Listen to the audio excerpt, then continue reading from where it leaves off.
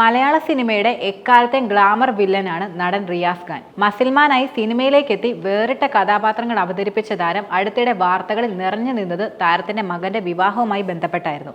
റിയാസ് ഖാന്റെ മൂത്ത മകനായ ഷാരിഖ് കഴിഞ്ഞ വർഷമായിരുന്നു വിവാഹിതനായിരുന്നത്. വധു ഏറെക്കാലം ഷാരിഖിന്റെ സുഹൃത്തായിരുന്ന മരിയ ജെനിഫർ ആയിരുന്നു. മരിയയുടേത് രണ്ടാം വിവാഹവും ഷാരിഖിന്റേത് ആദ്യ വിവാഹവുമാണെന്നത് പല വിമർശനങ്ങൾ ഉയർത്താൻ കാരണമായിട്ടുണ്ട്.